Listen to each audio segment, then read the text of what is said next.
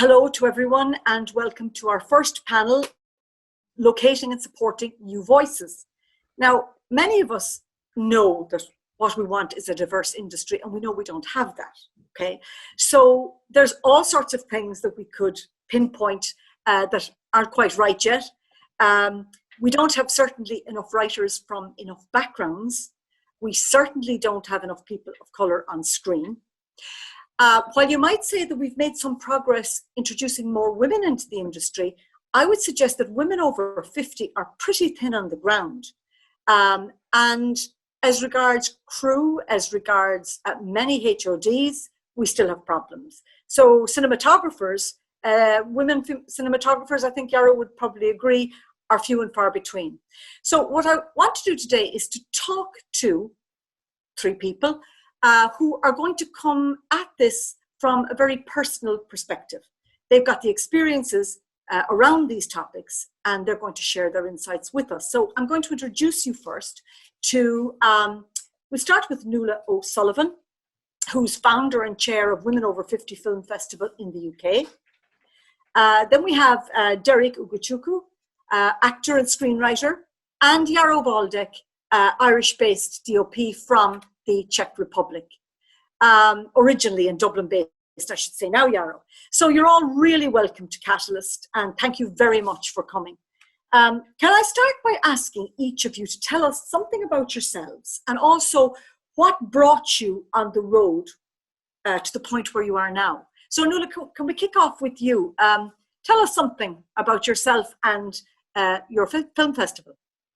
Hello, well, thanks so much for having us.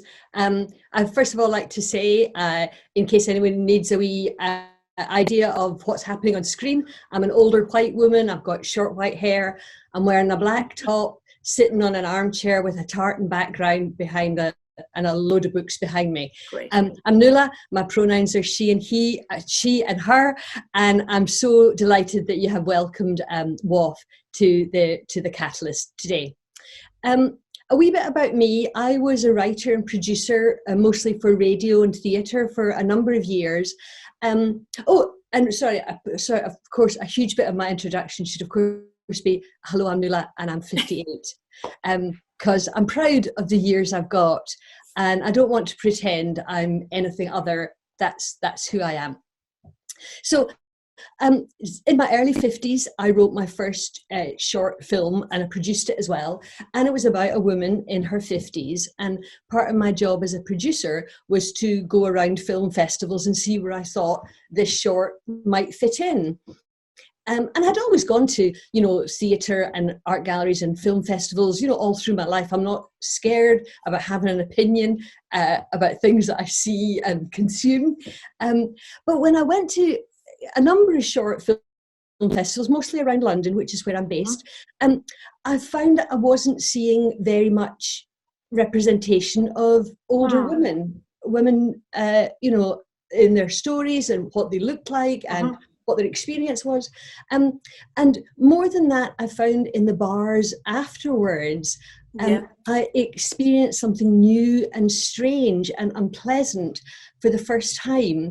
And it was that I experienced what it was to be an invisible older woman, an older woman. And I could actually, I'd be standing there with a drink in my hand and I could track people as they looked around the room. And I honestly saw them go up and over me and round. It was like I wasn't there.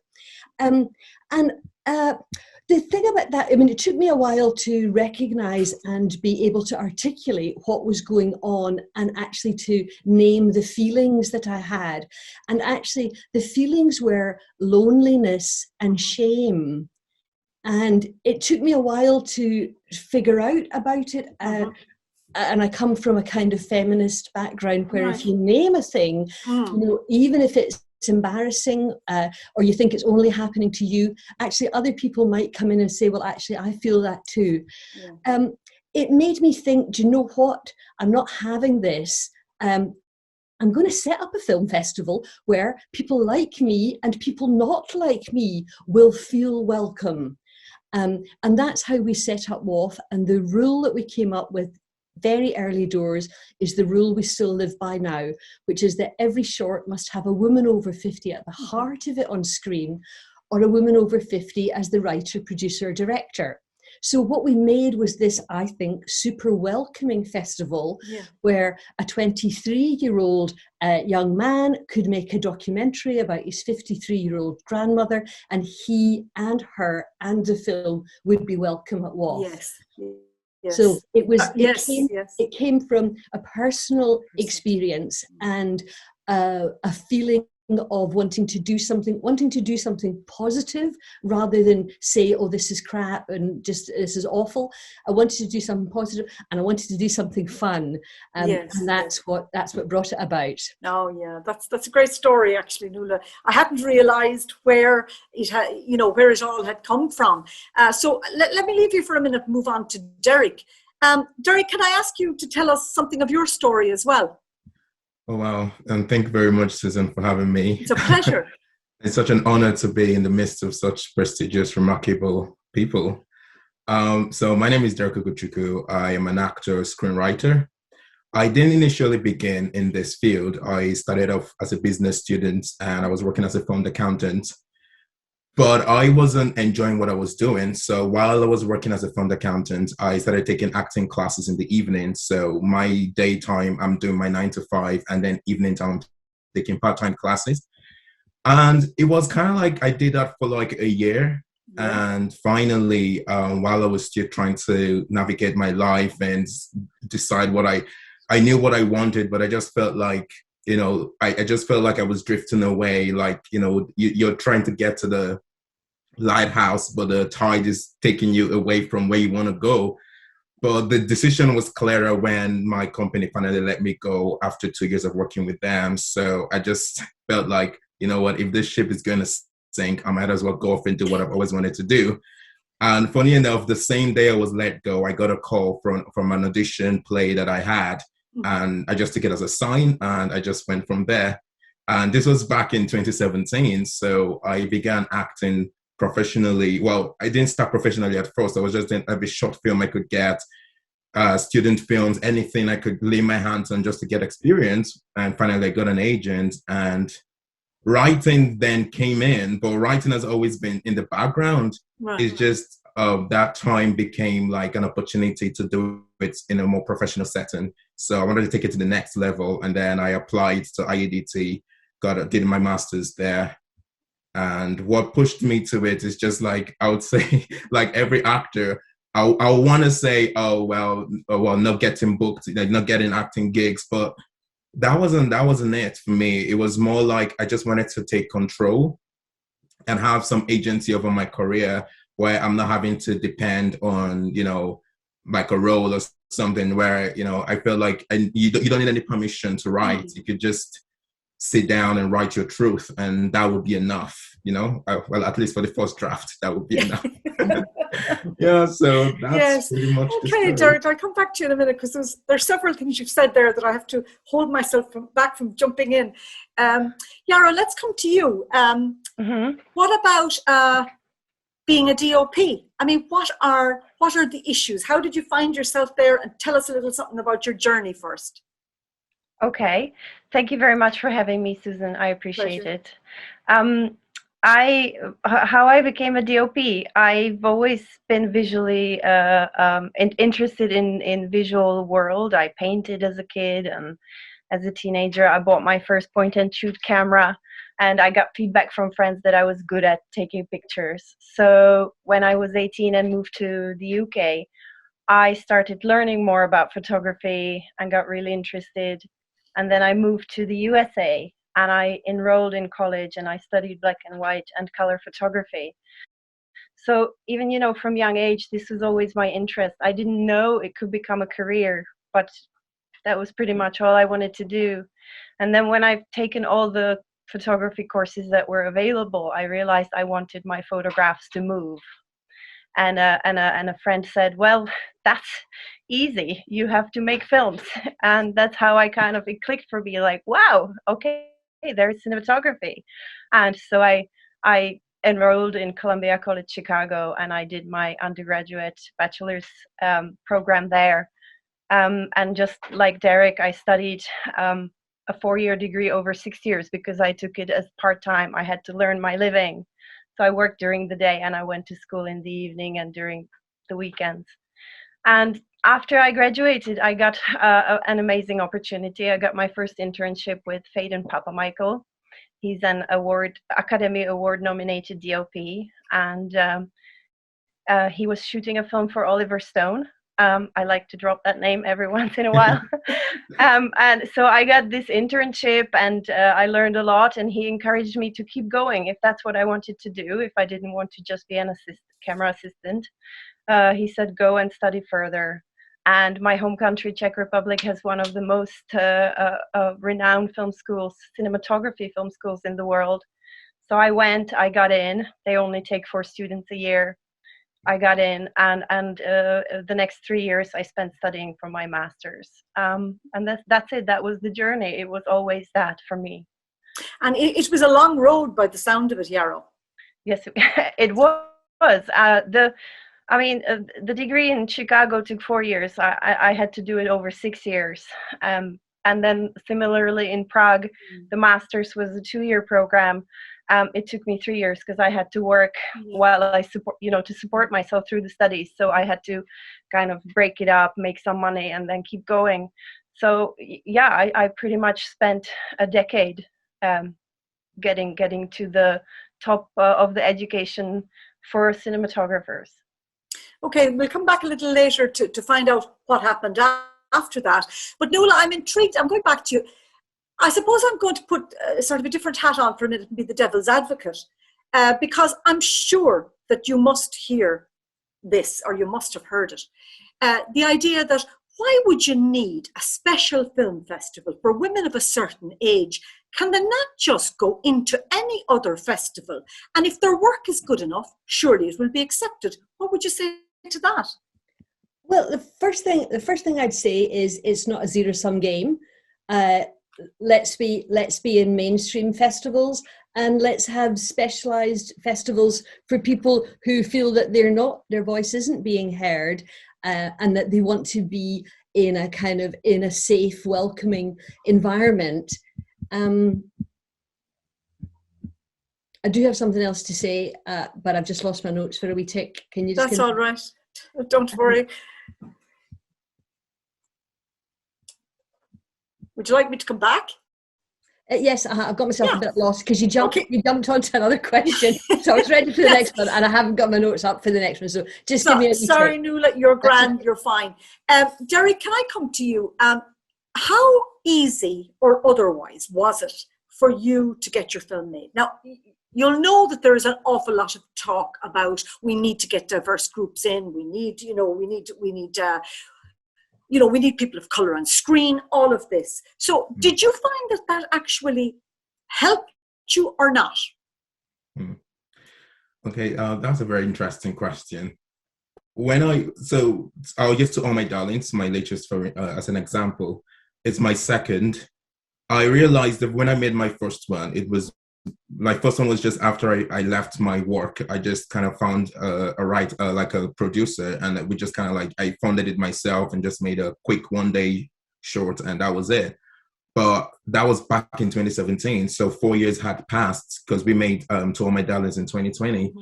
So I've grown a lot as a writer and as an actor. So I knew exactly the kind of stories I wanted to tell at that point. Yeah. But the challenge I had in the initial stage was getting people to bite into that story was a problem because not everyone, I sent it out to maybe 7 people, and everyone kind of came back saying, yeah, they didn't get it. It wasn't a story that they could connect with. It wasn't a story that they were familiar with. The world was completely different, and it kind of it kind of scared people in some way because they were just okay, no, this is too heavy for I want to be discussing that, because I didn't have any link with Screen Island at that time or whatever. So I just at that point I was okay, you know what? I'm not going to put the script out anymore because it's something that is a personal story, and I want to do it right. So I just stopped showing it to anyone. I said when I get the opportunity, I'm going to make it myself, because IADT kind of allows collaboration. So if you have a film, you can always collect equipment and collaborate with other students. So thankfully, Leah Campbell, the director, contacted me out of the blue and through an email, and she was like, "Yeah, do you have a script? I'm looking for one." And then I sent it to her, and I was like, "I just need one condition, though. If you do not like the script, please let me know. Don't ghost me like the rest." And thankfully, she came back and she was like, "Yeah, that was it." And then we started working on it together. So it was good to have. I felt like it was good to have someone to collaborate with who had a say and had not just being a woman, but also she was someone like having people that know what they're doing, an expert in their field kind of pushes it a bit more because now people will pay attention to what you're doing. So the challenge wasn't as much as once I found the right team. Yeah. Yes, yeah. And so has it left you for the minute feeling, was it a very positive experience in the end for you, Derek? Yeah, absolutely. It was a positive experience because, I mean, now it's screening now and, people are watching it and people are connecting. And even from the script, when people were coming into audition for it, we started getting a vibe that this might be something people are actually needing. So that I didn't even realize how much of a gap there was, until the story got out there. And we had lots of people wanting to audition and want to play a part in this. So we knew, oh my God, maybe there's, we actually have something in this that could be, wow. That's great. Jaro, what about you and your profession? I mean, can you tell us what actually is the problem? Can you identify the problem? Because what I'm not clear about is whether the problem is that simply not enough women go to college to learn about cinematography, or is it that there are women there, but there are problems with them when they get into the industry? So can you shed some light on that for us? Thank you for this question. It's an important one, but it doesn't have a clear-cut answer. And what I'm going to say here perhaps maybe represents only my experience. So some other women DOPs maybe experience something else. I think there are two major issues. Yes, you can say there are less women studying cinematography, but it's definitely more than when I studied it. So I think that is already improving. Ireland, I personally know at least a dozen women DOPs in Ireland. And I dare you to name a couple that you know. So we are here, and there are more students coming from say IADT. I had a few women camera students at Filmbase when I taught there. Yeah. So that's improving. I think the issue is, say a decade ago when I was done with my master's, and you couldn't readily just buy a camera and start shooting. Those who were shooting were really those who graduated from a film course. But now these days, when anyone can buy a camera and anyone can go and do their own film, it becomes a bit misty as to who is the DOP and who is qualified. And I think when you maybe come from that background where you just start on your own, you miss out on the relationships you create in a film school. You don't connect with a producer or a director that would then help carry you up the career ladder as they get funded. Because of course in Ireland it is the directors and writers that get funded. It's not DOPs. And so if you don't have those connections, it's not easy to be seen. And I think that is definitely my experience, that my school connections are in the States and in the Czech Republic, and I moved here and I didn't have any, and I didn't have a camera, and so who is to trust me? What is a master's to them? It's nothing really. I think that we also, when we started introducing quotas as women in film and television, there was a very well-meaning effort to support women writers and directors, but that's where it stopped. The crew roles were completely overlooked. And then a few years later, when we started to get data suggesting that it was improving for writers and directors who are women, the I guess Screen Ireland or the funding bodies introduced entry-level internships that had to be offered by productions who wanted to seek certain funding. But that inherently in itself, it has the opening for young entrants to the film industry, maybe fresh kids who come out of school, you know, and it completely bypasses the older generation, the one that's here fighting for these opportunities, the one that is already fully trained, has, you know, women who have credits, who have shot something. But we have become this invisible a part of industry. And so in my experience, that is the big problem. We are here, and you women are learning cinematography, but there is no path to progression. Yes. No, and it's interesting because what you say ties in with you, Nuala, with your point about ageism, really, isn't it? About ageism. And just to come back to you, Nuala, I mean, if you pick up your thread of your thoughts, maybe, you were saying earlier that you think you can go to specialized film festivals, you can also go to mainstream festivals. It doesn't have to be an either or. Do you find it all when people talk about, oh, we need, but what they mean is we need new, fresh voices. Do you find it all that really what that kind of decodes to is we need young voices? Yes, absolutely. I mean, that's what Jaro was just saying. There's this idea that new writing, pipeline, early career, you know, you can think of a million words to say it, but it's another way. It can be another way of saying young. And actually, what all of us, I think, are saying on the panel is that we want opportunities to be open to everyone. We can all be new and emerging at all ages and stages of our life. So I think there's a real need for that kind of openness. But to go back to your point earlier about, you know, if films are good enough, you know, why would we need separate film festivals? I mentioned at the beginning that I set up WOFF, you know, based on a feeling. And I'm all for being in touch with your feelings and setting up film festivals based on that. But I'm also a great believer in trust but verify. So I'm always interested in research. And I was delighted that last year, the fantastic Gina Davis Institute that does so much research, you know, she really does the hard graft and crunching the numbers about what is really happening on both sides of the camera, particularly for women. She did a great piece of research with the fine people at the University of Southern California and published a report, and I'm going to quote a wee bit as I go here. The report is subtitled, "A Report on Movie Roles for Women of Age."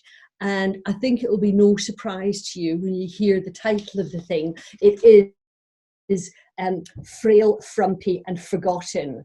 So I might feel that there aren't good opportunities for older women, and if they were just good enough, they'd get into the mainstream.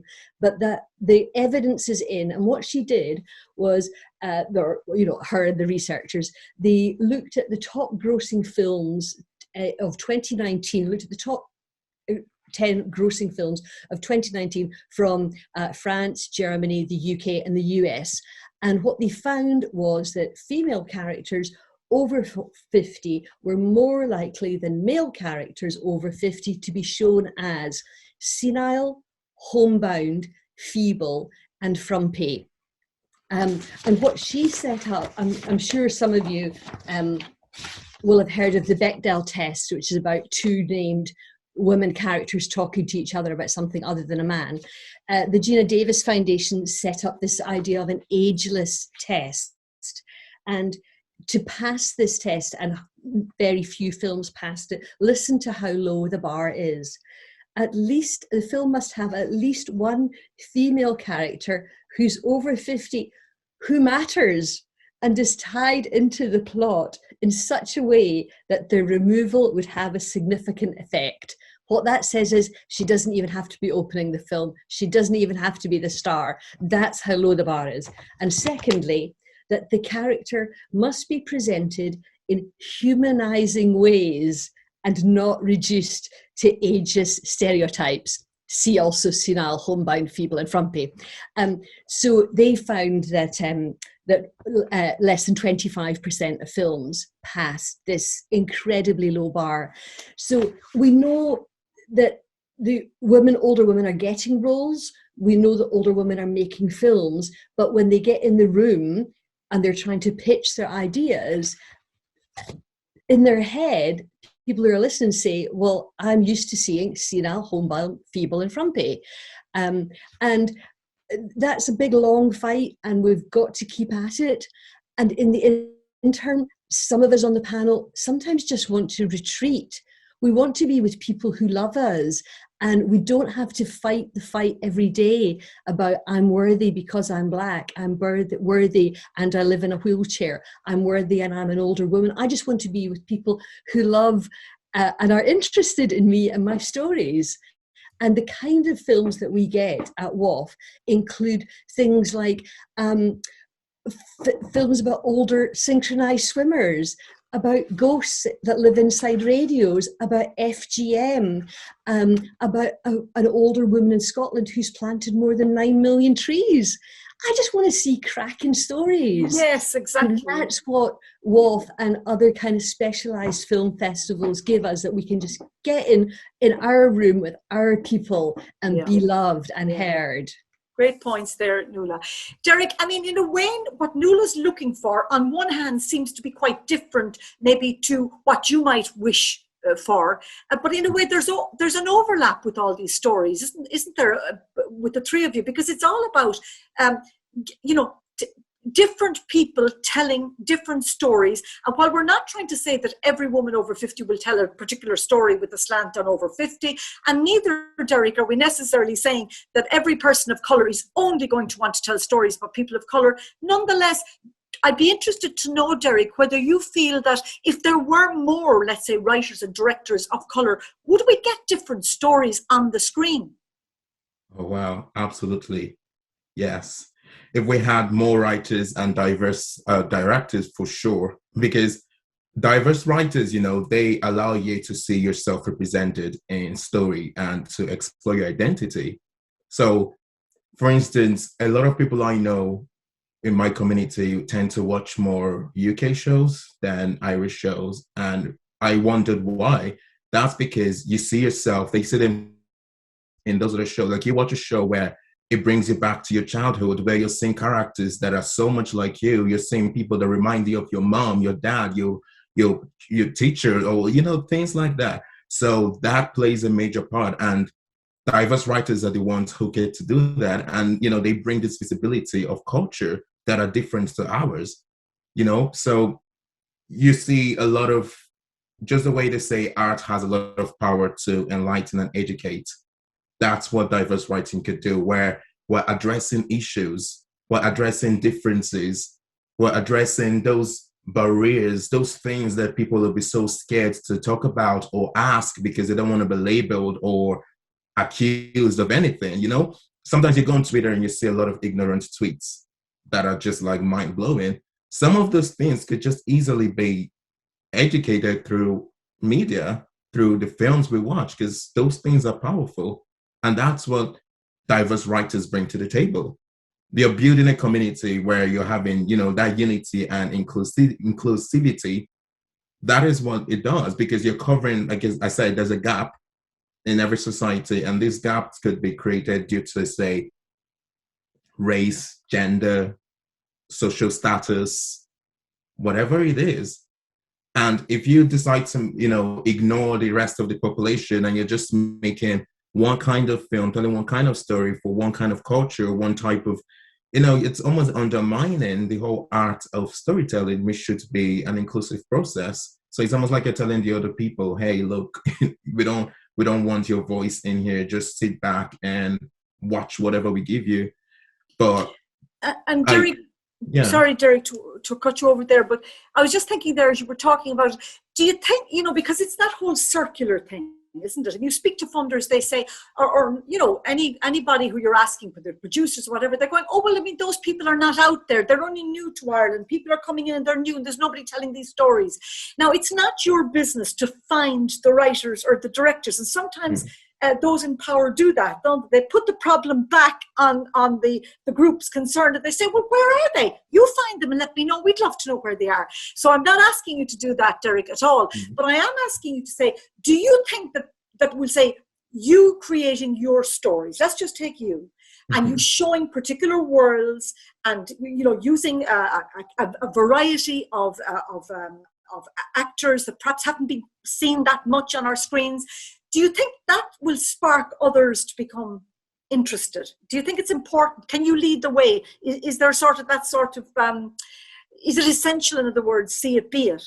Yes, I absolutely, because if you, just the same way, you know, as a kid, you watch on TV and you see someone like yourself, and maybe that's all how most actors, that's how I wanted to become an actor, you know, watching people that you just feel like, okay, this is something I want to do when I grow up, because I've been opportunity to see people like me on screen.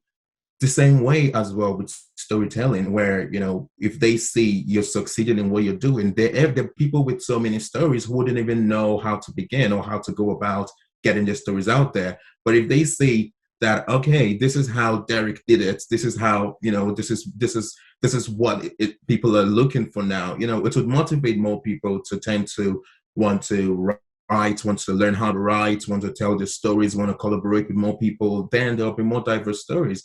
And I believe it's changing. So I would have to say it's definitely getting better, with the likes of Screen Ireland having partnership with, you know, making the Spotlight scheme, Virgin Media, even with Bow Street for the actors as creators platform. These are all things that are also giving more opportunity. You know, it's not so much as say, oh, you need to have producer, you need to have, no, you don't need to have all these external, you know, big people attached. These are things that individual new beginners, you know, could just apply and tell their stories. Right, yeah. Jaro, we're coming back to you for a minute. What does it, of course it matters that anybody who wants to become a cinematographer, whether, you know, no matter who they are, would have that opportunity. But can I ask you, do you think a cinematographer has a voice? Is it is a cinematographer lending a particular voice in the same way perhaps as Derek would lend a voice, or is it a question of just something that you want, that different people might want to be involved with and should be open for everybody? Why is it important, I suppose, is my question. Why is it important?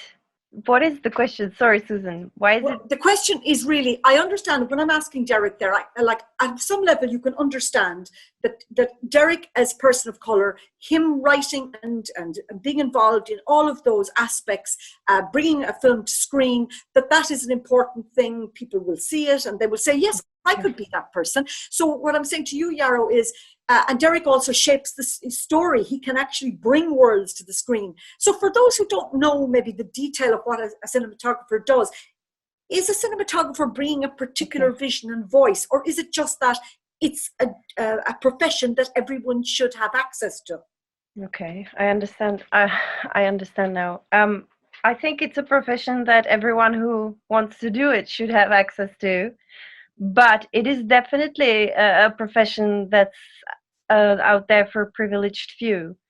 And privileged in the sense that I think if an individual knows that is the only path for them, which is, I was lucky enough to realize that and pursue it, then they are the privileged. And it doesn't matter if you have money or if you have parents that can support you. If that's what you want to do, you will find a path. And I certainly wasn't someone who had money. I had to study, I had to take student loans. I lived on my own in a foreign country. But I made it happen. So I do not, you know, I have people telling me that, you know, not everyone can afford to go to school like you. Well, here you go.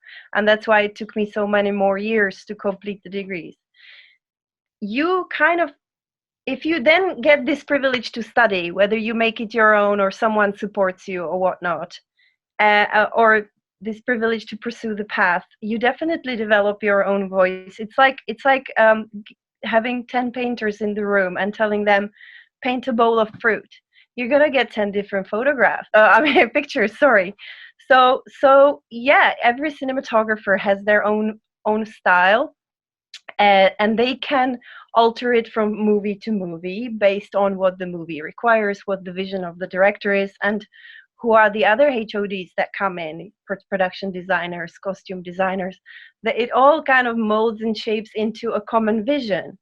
But cinematographer is the first person to visualize a written word. I mean, of course, directors have a vision in their mind, but we are the technical bridge, getting it from the director's mind and onto the image, onto the screen. So it will be a job for maybe the privileged few still into the future. But those few will be those who wanted it. Hopefully that's something that answers, hopefully I answered the question, but that goes for all the other professions as well. Screenwriter goes at it, writes and writes and writes, and, doesn't give up. It's about keeping keep pursuing it. And it's hard. I am the first that will tell you, I've had so many times where I was ready to give up. But I know that nothing else will make me happy. I will be miserable doing something else. As you say, it's there's so many roadblocks along the way. And I'll come back to you in a minute, but I want you to consider what you might do if you had the opportunity. Can I come back to you, Nuala, and ask you a question? If somebody said to you tomorrow, Nuala, we want you to change things for women over 50. We're prepared to give you whatever you need. What do you need? What could actually create change? Or is it just a very big thing around ageism that would be impossible to chip away at? Well, yes, it's huge. It's huge, and you eat the elephant one bite at a time, and all those things. So, I'm always looking at it from that kind of angle. I mean, we've touched on it already about who the new opportunities and early career and emerging, all those things. We want them to be included for older people, particularly for older women. It's tied in with work of like organizations like Raising Film, who see, because it's not, the thing for women is that we tend to disproportionately shoulder the burden of caring for others. So women take a 10, 15-year chunk out, and in the meantime the lads are getting their experience and making their connections, and then we want to come back in, and it's all too difficult, or we're not taken seriously. So there's a bit of work at a kind of systematic level about who does the caring, and is it worthwhile work, and is it paid for? So that's a whole piece of work. There's a piece of work around the experience of being on set and the kind of macho culture, these long hours, and if you believe in the project, you've got to be here first thing in the morning and last thing at night. Well, who can do that? Lads without any kids is the answer often. So there's lots of big ticket items. There are smaller ticket items, and a number of things, but actually a lot of it is about having a conversation with yourself. Because, again, to go back to the research, a fabulous book I would encourage everyone to have a look at is called This Chair Rocks by the fabulously named Ashton Applewhite. And she says that ageism is just prejudice against your future self. All of us are aging every single day. We're all going to get old. So, it's the one prejudice that we're all going to come up against. And the interesting thing, I think, is not only is it bad for filmmaking, because there are all these different diverse stories out there, and actually the more people are in the room, the better the stories. the research shows if you put a woman in the crew at a top level, it will increase the diversity across the board of crews. So it's the old adage, if we help each other, we'll all get lifted up. And I'm a real believer in that. The other interesting thing I think about ageism is the research shows that your own internalized ageism gives you worse health outcomes. You will live a longer, happier, healthier life if you think getting old is good for you. So it's about changing the conversation. It's about stop saying to people, you look good for your age. It's about stop saying you're fighting lines or fighting wrinkles. You know, it's all these everyday things that we can all do that will make all of us better as we get in there. So it's, for me, the answer is it's tiny little dots on a painting and it's huge big brush strokes across a bridge. It's that big, and we can all do something about it, and we'll all be better, and the storytelling and the filmmaking will be better for it. Well, that's beautifully, very eloquently put, Nuala, I must say. And of course, we could be here all day talking about that, that in and of itself. Derek, moving on to you. Supposing somebody said to you, okay, we're going to facilitate you to do something to lessen the enormous whiteness of Irish screens. What would you do? Wow, no pressure. I think two things would be what I would do. The first part would be what you've already mentioned before, Susan. I'll definitely encourage more writer-directors, especially writer-directors together of diverse backgrounds, because you often hear, oh, well, if the diversity is in the script, then it's going to stay that way. You know, the writer needs to do it. No, not necessarily. The writer could say, okay, this character is going to be so-and-so person over 50, and then the film comes out and it's a different case, and you ask, and it's like, oh, the director went a different route.